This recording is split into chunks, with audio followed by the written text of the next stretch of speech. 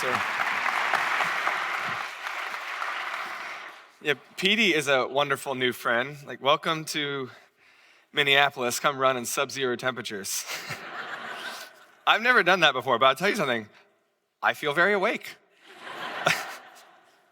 I appreciate the introduction, Petey. I am a business lawyer. I'm a father of 4 boys. An author and writer. But probably the most important thing that you should know about me is that when I was in high school, I was the kind of kid who tucked in his t-shirts. And I also played the clarinet. I had binders that were covered in Bible verses. And whatever you think about those things, it wasn't working great for my social life. So high school began very difficult for me. I was the son of a politician, actually, and we had moved to a new city, Richmond, where I actually still live now. And so I was the guy in 9th grade like everybody knew of, but I knew no one. And everything was a cause for anxiety in that time, from like what t-shirt to wear and tuck in, to whether or not to speak up and answer all questions in class, which wasn't winning me points, I slowly realized. But I thought that's just the way that life was, that life is hard the older you get, and everything about it causes you to be afraid. And then something happened at the lockers that changed the entire course of my life. So I had gone on a youth retreat, and I had met this guy named Steve. And Steve and I, on this youth retreat, remember, I'm new to this church in this city, we ended up bonding this weekend over, drum sets, skateboards, and hacky sacks. Very 1990s stuff, which are kind of coming back now. Like the Jinko jeans are back. So my sons got hacky sacks for Christmas recently. I'm like, this is good for me. And whether or not you know what a hacky sack is, don't worry about it. The important thing for you to know is that Steve and I had what C.S. Lewis calls the U2 moment of friendship that weekend. And he writes, friendship arises when 2 companions discover that they have something in common, and they say, what, you too? I thought I was the only one who liked hacky sacks. And then suddenly, Lewis writes, through semi-articulate fumblings, a friendship is born. Now, semi-articulate fumblings is the perfect way to describe what happened to Steve and I next, because about a week later, we're at the lockers in high school, and Steve turns to me and says, should we be best friends? And like it's some like quirky Wes Anderson movie where everybody just says whatever they're thinking, I'm like, yeah, that sounds like a good idea. And then we like went to the parking lot, very unceremonious. End of story, we moved on, and my whole life changed. Not because my circumstances changed, okay? I'm still in the, difficult world of adolescence and public high school, but I no longer face those circumstances alone. I face them beside a friend. And ever since that moment at the locker, I've had my whole life this uncanny feeling that I was made for friendship. Now, it would be decades later before I realized how actually theologically true that statement is. You and I were made for people. And that's what I want to talk to you about this morning. Primarily three things. I want to tell you why it's true that you were made for friendship, made for relationship. And second, I want to explain to you why actually you can understand the gospel in terms of friendship. The gospel calls us to friendship with God and friendship with others. And then I want to give you a couple ways to put this into practice. Well, let's start with this idea that you were made for people. And it starts really in Genesis, okay? Because you look at Genesis, and I'm sure you're familiar with this story, so let me make it a little bit unfamiliar for a moment. God is speaking the world into existence, okay? He's creating the whole beautiful world that you think about and take for granted that God spoke into existence a blowfish and a palm tree, coconuts, and the way that red blood cells work. Counting the numbers of hairs on heads, he says, good, good, good, DNA spirals, northern lights, magnetic properties, all the things of the world, he's creating them. And by the way, he loves them, okay? Like an artist, he's saying, it's good, it's good, it's good. Until you get to Genesis 2, when Genesis focuses in on the creation of Adam, and you hear this wild thing. God looks at Adam and he says, it's not good that you are alone. All right, so if you're a Hebrew reading the sort of poetry of Genesis, this is gonna be like a record scratch because you've been hearing this drumbeat refrain of everything is good. And then the pinnacle of creation, made in the image of God, Adam, something is wrong. And God looks at him in the garden, okay, and says, it's not good that you are alone.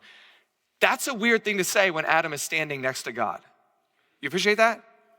All right, God, let's say you're on a date and the person across the table from you is like, this is a wonderful night. Dinner is fantastic. The only problem is I'm so lonely. You'd be like, that's a little bit tough for me because I'm here, you know? God is there, and yet God looks at Adam and says something is wrong with this picture. And so it would sound blasphemous, except the triune God said it, so I feel comfortable saying it. You can be lonely with God. Genesis is telling us actually that you can't experience God the way you were made to experience him until you experience him alongside other people. That is the life that we were made for. So I want you to hear this again because it may be the most important thing God has to say to you in this year of 2025. It is not good that you be alone. But it is good when you are around and known by other people and known by God. You see in the next verses the pinnacle of Eden when God gives Eve to Adam, the answer of so many of his longings, but the central one particularly of community. And Genesis tells us a fascinating thing. It says Adam and Eve were naked and unashamed. And this is a picture, are you ready, of being fully known to others and God, and yet being fully loved at the same time. To be simultaneously fully known and fully loved, that is the life that you and I were created for. That is paradise. And that's what we lost in the fall. Because if you keep reading, all the next verses are about the ways that sin disrupts relationship and ushers in a world where Adam and Eve, though they were made to be known to each other, naked and unashamed, hide behind fig leaves. And though they were made to be with God and known by him, they hide behind bushes. All the breakdown of the fall is initially relational.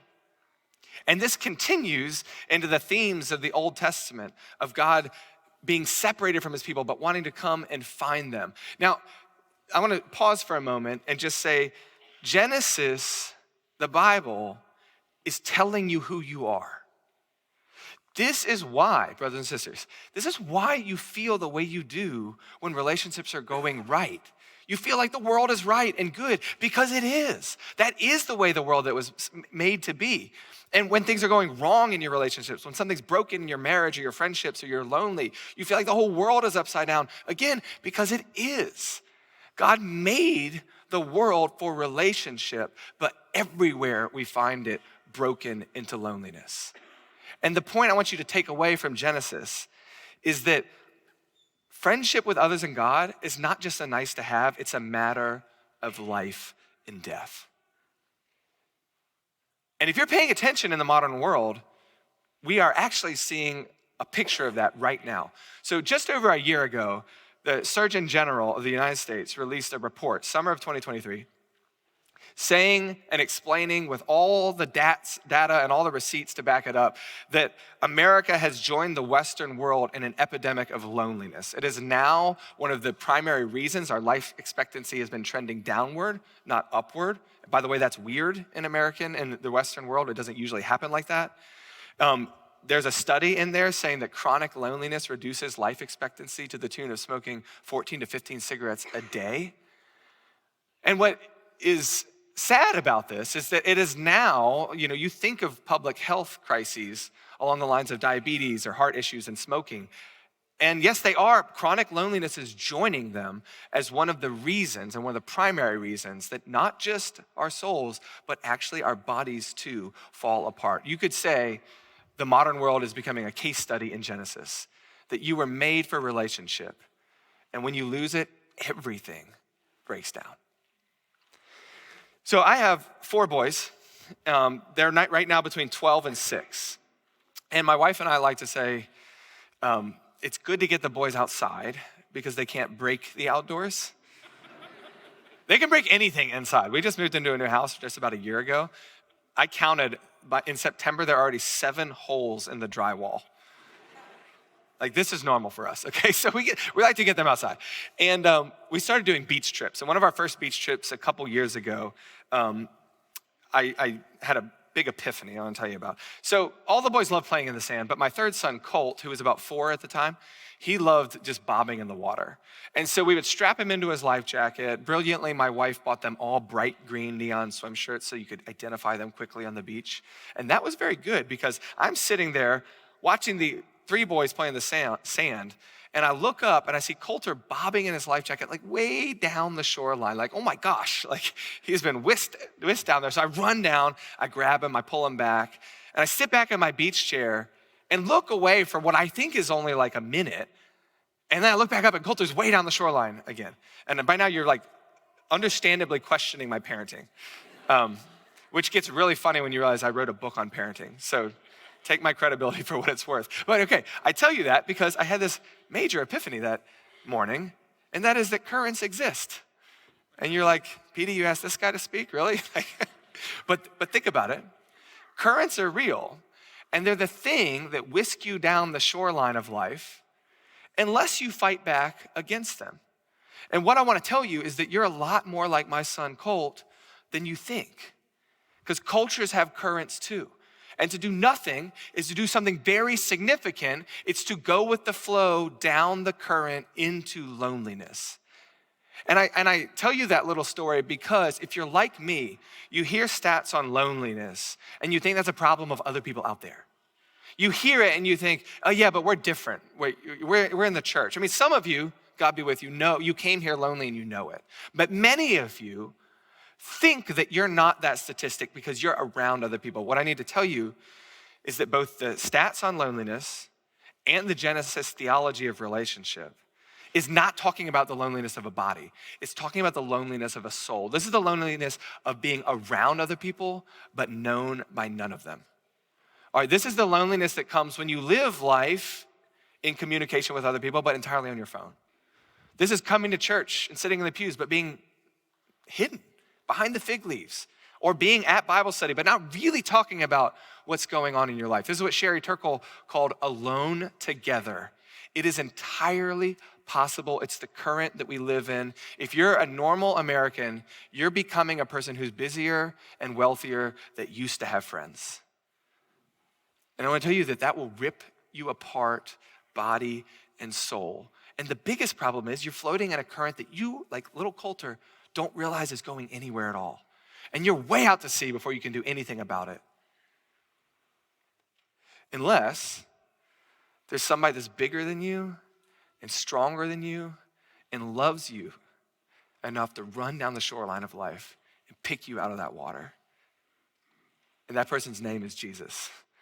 And the good news of the gospel this morning is that the story of being made for people and yet being sentenced to loneliness by sin does not end there, because Jesus comes for us, body, soul, relationship, and all. And I want to show you how Jesus at the Last Supper with his disciples shows us that he is friendship made flesh. This is probably the most famous passage that's ever been written on friendship, spoken by Jesus at the Last Supper.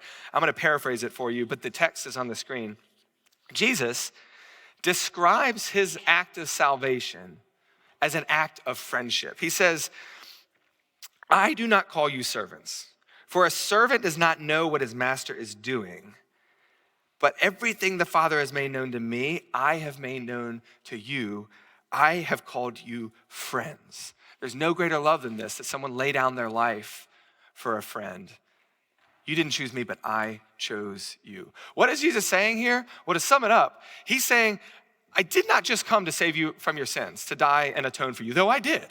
I came to give you Eden back, to give you back relationship with God and relationship with other people. And you see 2 of the primary points of this that Jesus demonstrates in friendship is vulnerability and commitment. All right, Jesus is vulnerable here. Why? He says, like any friend, like our friends tell each other everything, right? He says, everything the Father's made known to me, I've made known to you. Like, I'm not your master. I'm alongside you. I've called you friends. This idea of vulnerability, the Latin root of it actually means to be capable of being wounded. And you know that, right? Because telling people everything about your life is risky. And what Jesus did is risky to the end, right? He didn't just come, he came to die. And this is where his vulnerability bleeds into commitment. He chose us. He says, you didn't choose me, but I chose you. And I want you to see that these two things together are one way to sum up the good news of the gospel of Jesus Christ. So hear it this morning, hear it afresh.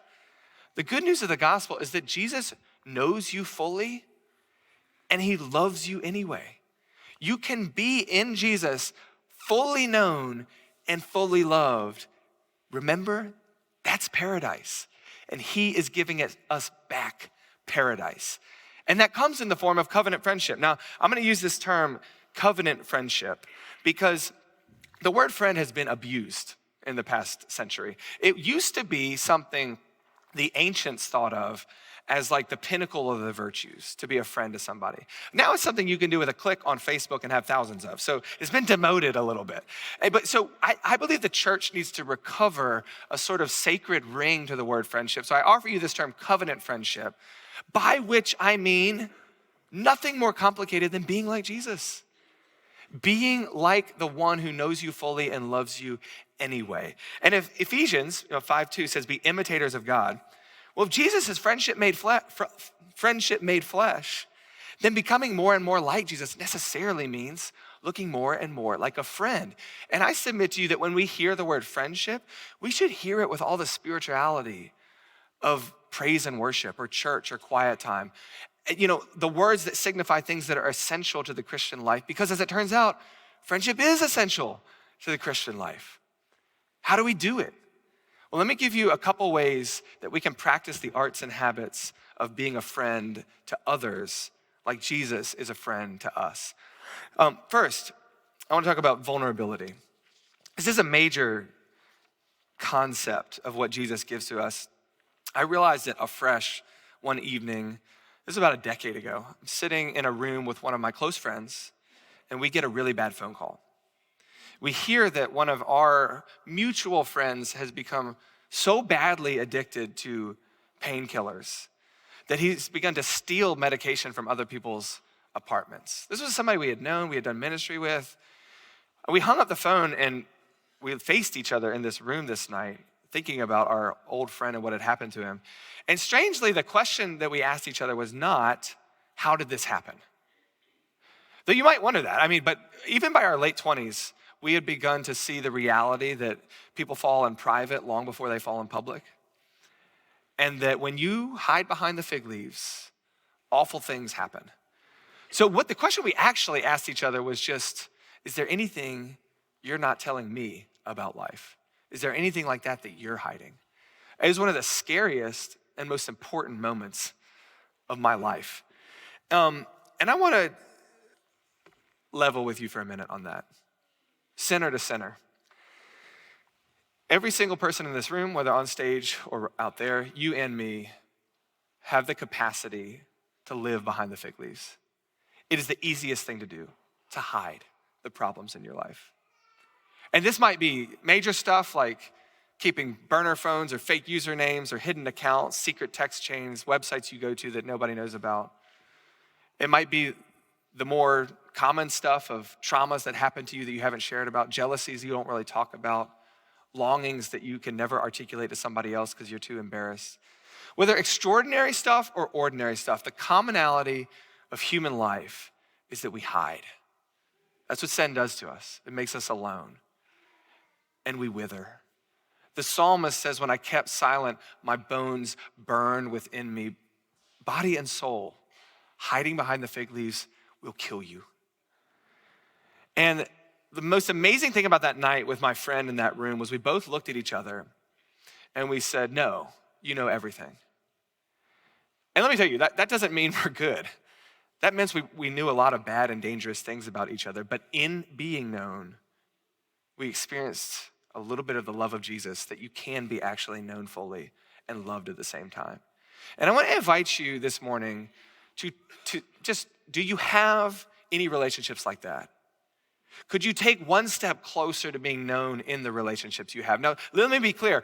The mark of, relational unhealth is that you go around telling just anything to just anyone at any time, okay? That's not what I'm talking about. But Jesus had a couple friends to whom he said, everything I've made known to you. Do you have somebody like that? And most of us, I will tell you, we're scared because we think, well, if they knew everything about me, they wouldn't love me anymore. And I was like, exactly. That's the point. To realize that that is actually not true. And most of us are sitting around each other waiting. And somebody finally shares something real about their life, and what happens? It's not that everybody leaves, it's that everybody says, actually, could I share something too? Vulnerability breeds vulnerability, and I want to invite you to it. But I want to invite you to it in commitment, because vulnerability is dangerous unless you're in a committed relationship with a friend. Another story for you. I'm sitting on the porch some 7 years ago with a friend named Barrett. He gave me permission to share this story. I had just gotten to know Barrett. We didn't know each other at the time. We were just meeting, hanging out. And we were also having a little bit of that YouTube moment, realizing we had a lot of the same things in common. Now, Barrett was much more eloquent than Steve. So instead of saying, do you want to be best friends? He was like, we should lean into this more. It was very tactful, We should do this more. We should grab a coffee. But let me tell you, once again, those words changed our life. We just talked about the Genesis narrative, right? God speaks the world into existence. Well, one of the things we didn't talk about is that he then gives Adam in the garden, he gives humans the capacity to name the animals. In other words, God passes the creative power of words to shape reality onto humans. And what I want to tell you is that when you name the possibility of relationship with somebody, reality changes. My wife calls it, we should get comfortable with just being awkward. And I like that. When you say something like, we should lean into this, we should be friends, you change things. And Barrett and I's relationship changed. Actually, just months from that moment, he invited me to be a groomsman in his wedding, though we had only known each other maybe less than a year. And right before the ceremony, he gave all of his groomsmen a bottle of scotch. And whether or not you like scotch, I was like, oh, this is a nice bottle. But the weird thing was that there was this number written on top of each bottle in like black Sharpie marker. Mine was 2035. I looked around, everybody had a different number. And I was like, Barrett, what's the code?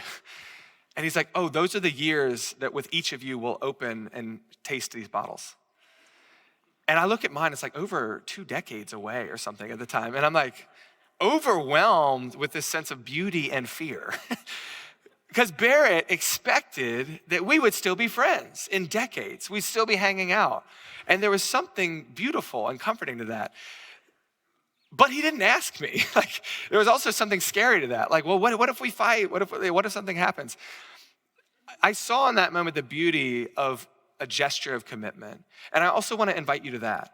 Whether it's the power of words and naming it, the power of a small gift, maybe concert tickets to a show that's a year from now, whether it's an invitation to somebody that, can we do coffee every week? Can we do coffee once a month? I just want to tell you that your words are far more powerful than you know. Invite other people into this beautiful thing called friendship. Now, 2 really brief notes. One on time. Because if you're like me, I hear so many people lament, and I truly mean this word, lament. They say, well, of course I want friends. And yes, actually, Justin, that makes sense. Of course, I'm made for friendship, but I feel like I don't have time for that. And I sympathize because the modern world has introduced us to a way of life that is just frenetic. But the good news I want to share with you is that little rhythms matter far, far more than you think.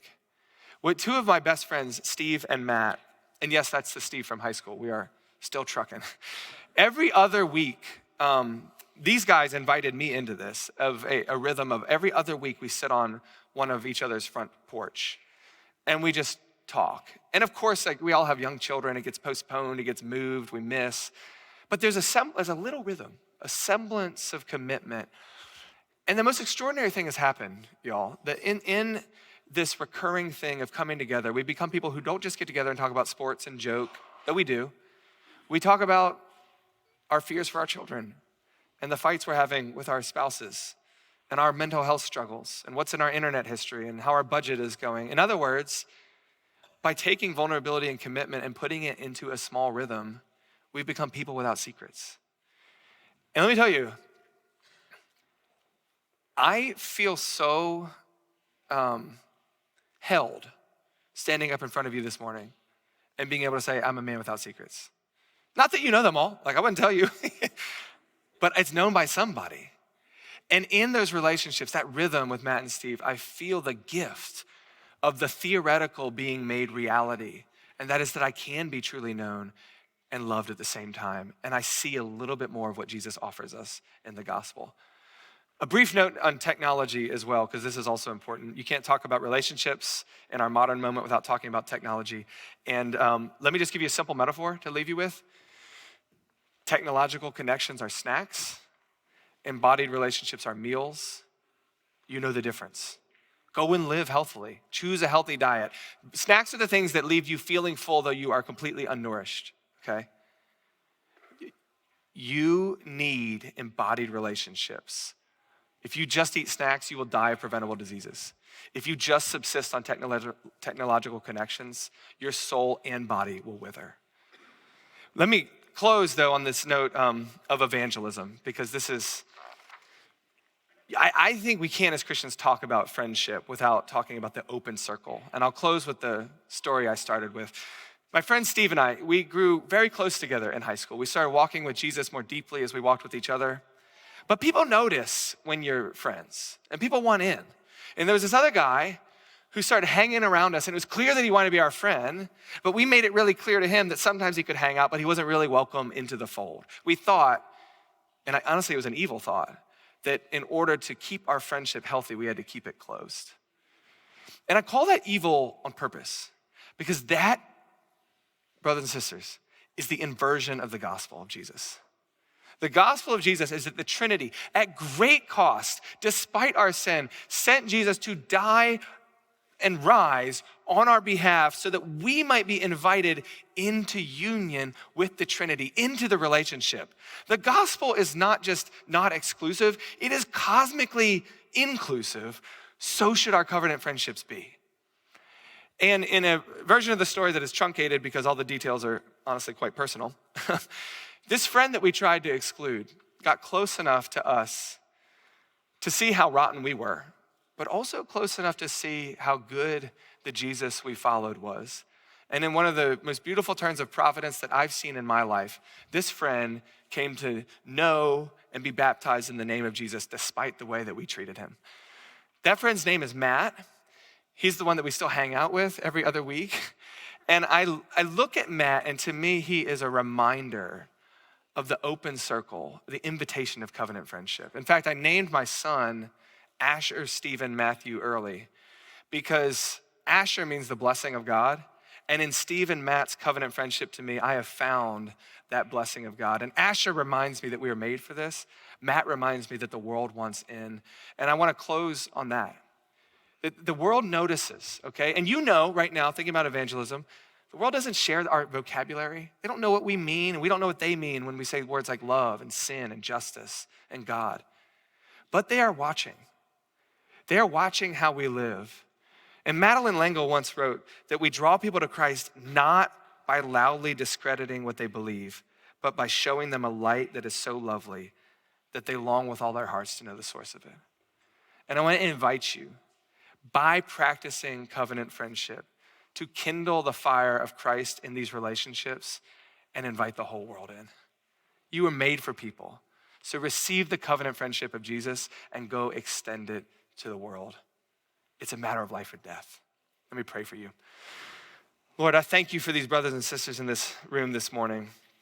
But above all, I thank you that you came to us to be our friend, to be with us in relationship. And Lord, I pray that people who came here lonely this morning would feel the weight of the reality that you want relationship with them.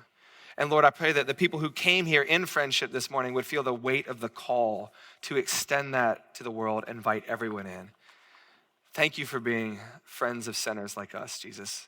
It's in your holy name. We thank you and we ask your help in living this. Amen. Well, we get a